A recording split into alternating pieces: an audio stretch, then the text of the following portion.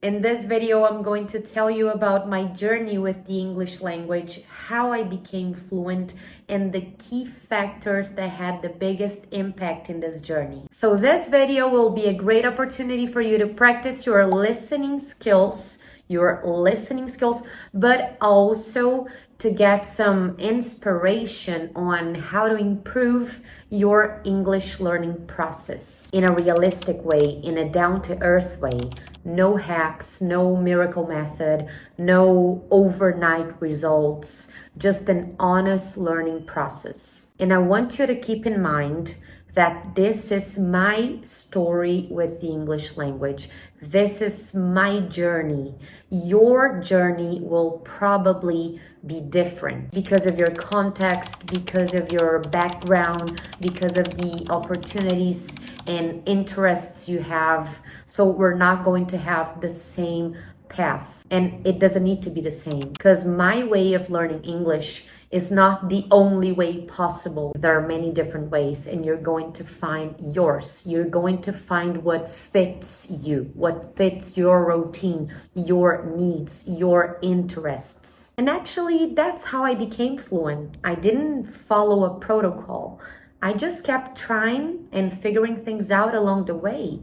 And that's how it works for everyone. You can't have people telling you exactly what to do forever. If you're always expecting someone to tell you what to do every time and you can't take a step by yourself, you're not going that far. So this is something really important. Well, enough said, let's get to the story of how I became fluent. So it all started when I was a little girl and my father used to put his records on and introduce me to bands and singers and songs in English, and I fell in love with that universe. So my father and I used to spend hours at night listening to those bands and songs, and we used to have so much fun. It used to be really fun. So I started printing the songs and adding them to a folder, and then I had the lyrics of my favorite songs, and then I would sing those songs and I would listen to those songs and sing them repeatedly every day. And I would always do my best to sing those songs correctly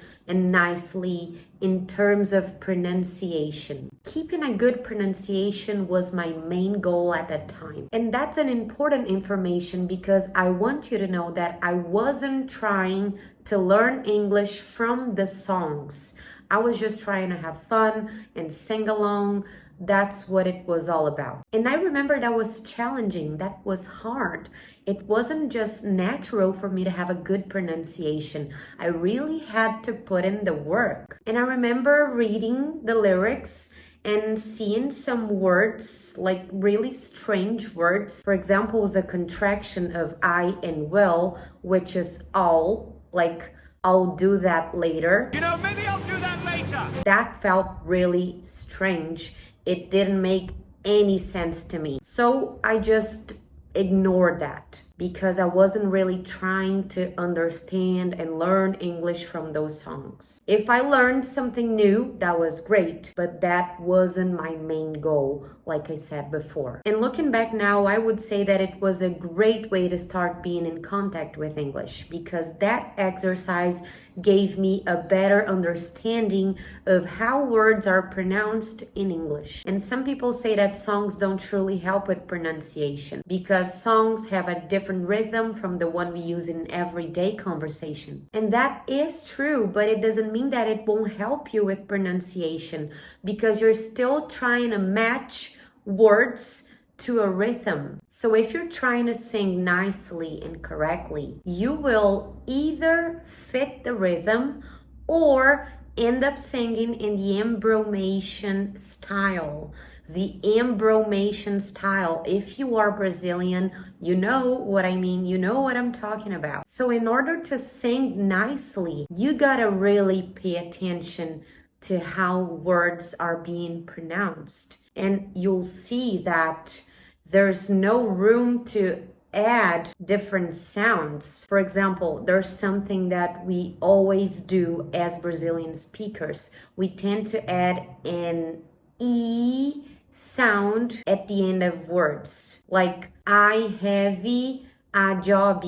I have a dog. I wake up early. We tend to do that. That's pretty normal. And when you're singing, you'll see that there's no space. There's no room for you to do that. Because if you do that, the words won't fit. The rhythm won't fit. So you will end up noticing how words end and how they connect to each other. Even if you don't know what you're saying, even if you don't understand the words, you can still get a much clearer and better sense of how words should be pronounced. And this sense will bring you confidence and comfort when speaking. And of course, I recommend that you do that, especially if you are a beginner, just like I was when I started doing that. You don't have to worry about understanding the lyrics. You can just focus on pronunciation, on connecting words, and ending words correctly. You won't need all those expressions and slang and, complex vocabulary. You won't need that now. That doesn't have to be your main goal, at least not at this point. As a beginner. Well, let's get back to my story. So when I was 13 years old, my grandmother enrolled me in an English course in one of those very famous language franchises in Brazil. And I still remember my very first class at that school. That was a really special day in my life. And the teacher taught us how to use do, does, did, will, and would all at once. And that was the day I finally got to understand the contraction of I and will. So that was really a special day. And it felt so good to finally start learning English from a method and having professional people to help me with that, to answer all my questions, which were a lot. I wasn't alone anymore. I wasn't doing things randomly anymore. I had people to count on. That made a huge difference. Even though that was a very traditional course, it still helped me a lot. Traditional doesn't mean outdated. That was actually what I needed at that time. And through that course, I discovered that grammar is the shortcut that we're always looking for. Grammar will teach you things that you would take way longer, you would need way more time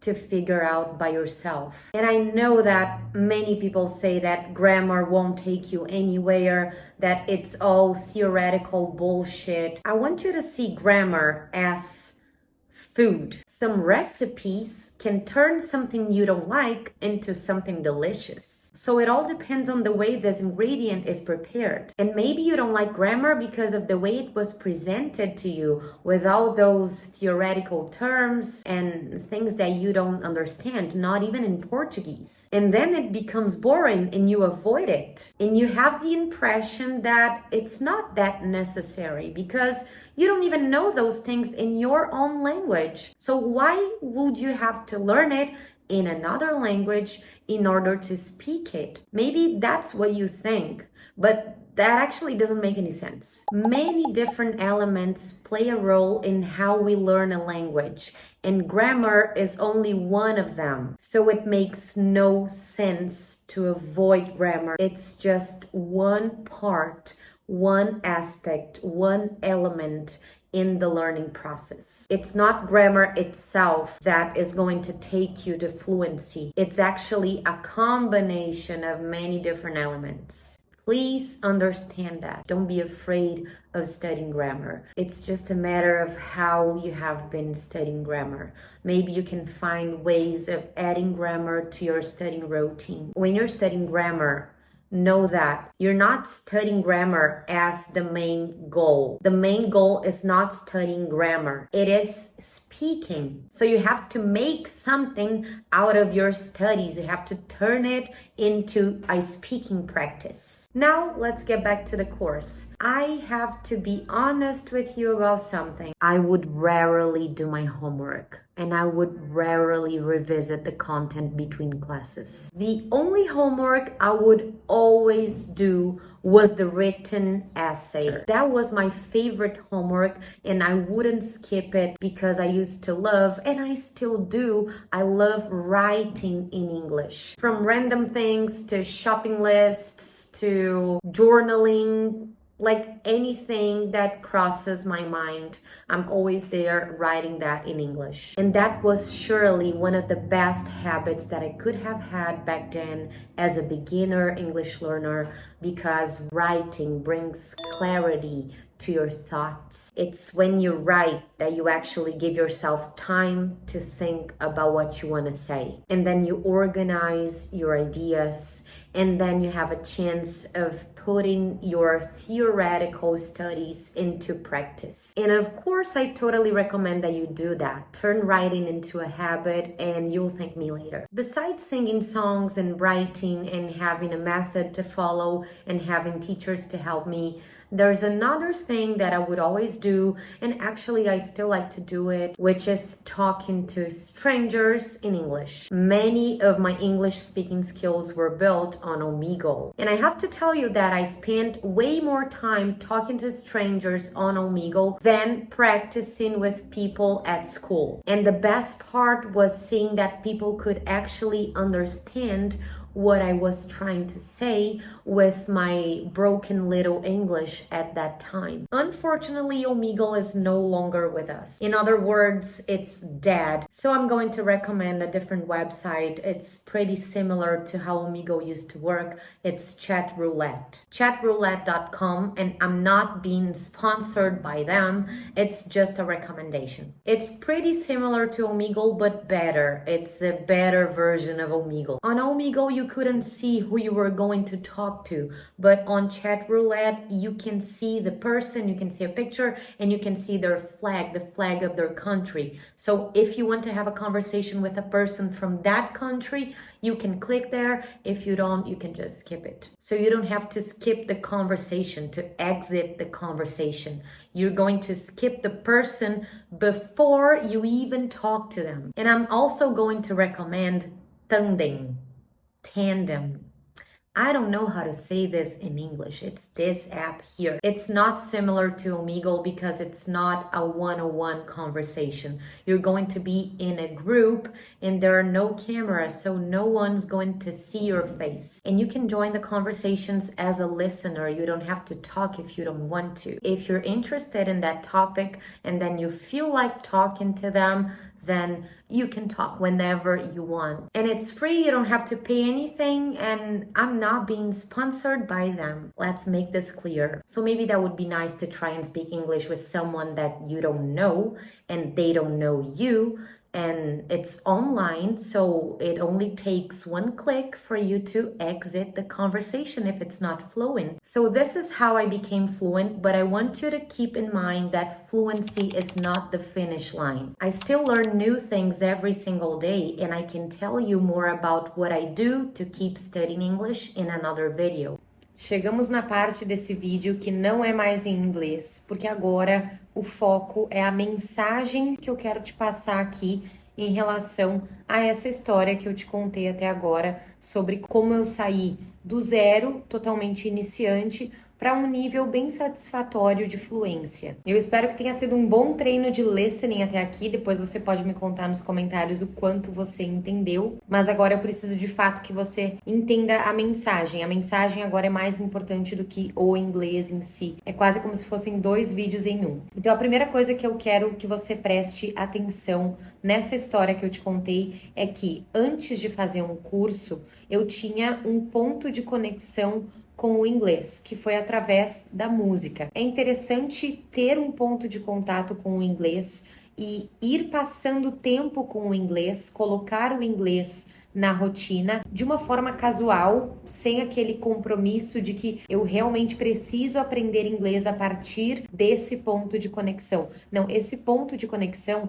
ele é para estreitar os laços entre você e a língua inglesa. A gente falou sobre isso em 2 vídeos. O que todos os fluentes têm em comum, eu vou deixar aqui no card, e um outro vídeo que é por que algumas pessoas ficam fluentes e outras não. Também vou deixar ele anexado aqui no card. Os 2 vídeos são muito bons. Modéstia à parte, eu acredito que eles vão te ajudar bastante a refletir sobre essas questões que vêm antes de você tomar decisões a respeito dos seus estudos. Por exemplo, escolher qual curso fazer. Dessa maneira, você também, antes mesmo de fazer um curso, já começa a perceber quais são as suas maiores dificuldades. Será que você é uma pessoa que tem muita dificuldade com pronúncia? Será que o listening para você é algo totalmente travado ou você já entende algumas coisas? Todas essas observações que você vai poder fazer a partir do momento que você passa um tempo com a língua inglesa,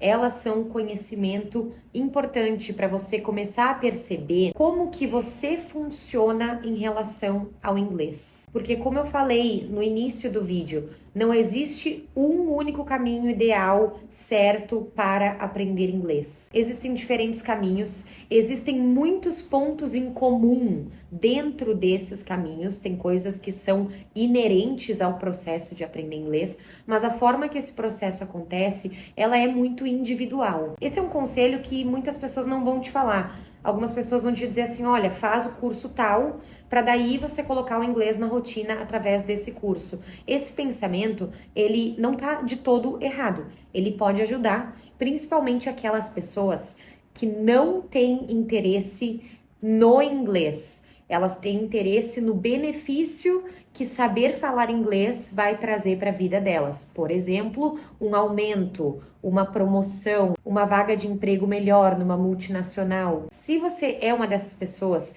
que não tem naturalmente, de forma genuína, espontânea, um ponto de conexão com o inglês, como por exemplo eu tive com a música, inserir o inglês na rotina através de um curso é totalmente válido. Você já começa de uma forma estruturada. Mas eu ainda digo que se você não estiver correndo contra o relógio, eu já tenho uma entrevista marcada, eu já tenho uma viagem marcada. Se você não está correndo contra o relógio, tenta tirar esse momento para você começar a inserir o inglês na sua rotina. Pode ser um mês. Faz esse exercício por um mês, de você começar a passar tempo com o inglês, buscando formas que te agradem, que você goste. Formas casuais, por exemplo, escutar mais música e cantar, assistir alguns vídeos sobre algum assunto que você gosta, sem aquela obrigação de usar esse vídeo, esse material para aprender inglês, para aprender tempos verbais. Isso vai te ajudar, como eu falei, a tomar melhores decisões. Então esse é o primeiro ponto. Passar mais tempo com o inglês, colocar o inglês na rotina, fazer com que ele faça parte da sua vida de uma forma interessante para você e depois ir atrás de uma forma estruturada de estudar. E uma não vai excluir a outra, não vai substituir. As duas vão se fortalecer. O segundo ponto que eu gostaria de trazer é justamente esse do método estruturado. O curso que eu fiz durou 4 anos e meio, foi um curso longo, mas mesmo assim, ele valeu cada centavo, ele valeu cada dia, ele valeu cada aula. Foi através daquele curso que eu consegui realmente evoluir, porque agora eu tinha um caminho estruturado para seguir e eu não ficava mais dando tiro para tudo que é lado, procurando informações em tudo que é lugar. E o curso que eu fiz, ele não era o curso mais prático que tinha, ele era muito teórico, muito gramatical, mas mesmo assim eu ainda tive uma boa evolução, porque eu nunca depositei todo o meu aprendizado em uma solução só. Eu tinha a música, eu tinha o Omegle, eu tinha outras fontes ali de entretenimento que eu consumia em inglês. E eu sempre fui muito observadora em relação ao inglês. Eu observava a forma que as frases eram compostas, principalmente depois que eu já estava nesse curso. Depois que eu comecei a estudar com método, com o professor, podendo tirar minhas dúvidas, eu percebi como eu consegui desenvolver um olhar mais apurado para as frases. Então, quando eu via uma letra de música, quando eu estava assistindo um filme, eu já estava um pouco mais situada naquelas frases para conseguir pescar um pouco mais daquilo, entender um pouco mais daquilo. Já não ficava mais naquela coisa de, entendi isso e um monte de coisa solta. Os pontos começaram a se conectar. Uma coisa vai fortalecendo a outra dessa forma. Mas tem que haver esses diferentes contatos com o inglês. Então eu indico que sim, você faça um curso. Nesse caminho, você vai desenvolver a sua base teórica. Você vai entender a lógica da formação de frases. É muito importante. Eu falei isso no vídeo. O pessoal acha que essa parte teórica é engessada. Tudo depende do como a gramática é introduzida para você. Pode ser que as aulas que você fez até hoje foram ruins, te deixaram mal acostumado, só pensando em regra, não conseguindo usar aquilo na prática. Mas a gramática em si, ela não é ruim. É a forma com que ela é apresentada muitas vezes que engessa e trava o aluno. Às vezes é que nem ex-namorado, né? A gente teve uma decepção amorosa e aí, nunca mais vou confiar em homem. Cara, pelo amor de Deus, tu vai descredibilizar a instituição amor por causa de um Jurandir na tua vida? Vai descredibilizar toda a gramática por causa daquele curso bosta que você fez? Não vamos fazer isso. Esquece, não deixe o passado definir as experiências que virão a partir de agora, seja para o amor ou seja para o inglês. Essa história que eu contei até aqui, ela foi uma história muito resumida e bem superficial sobre como eu atingi um certo nível de fluência. Mas depois disso, muita coisa aconteceu, eu descobri diversas outras formas de estudar, eu fiz mais cursos de inglês, não cursos tradicionais naquela pegada que eu fiz, mas outros cursos de proficiência.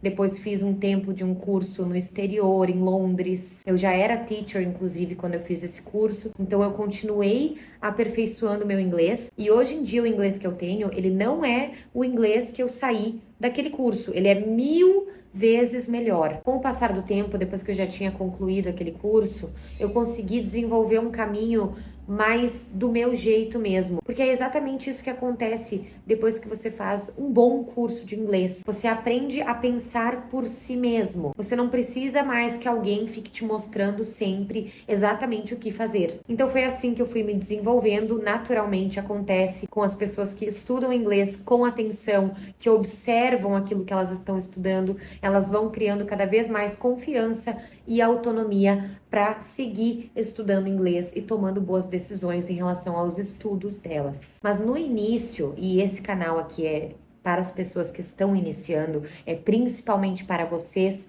iniciantes que eu falo nesse canal. No início é legal que você introduza o inglês na sua rotina, tentando criar esse ponto de conexão e siga um método estruturado para você ter essa base, para você saber o que está acontecendo na língua inglesa, saber como ela funciona. Então esses são os principais pontos para você que está no início. I hope this video helped you a lot and I'll see you next time. Bye, take care.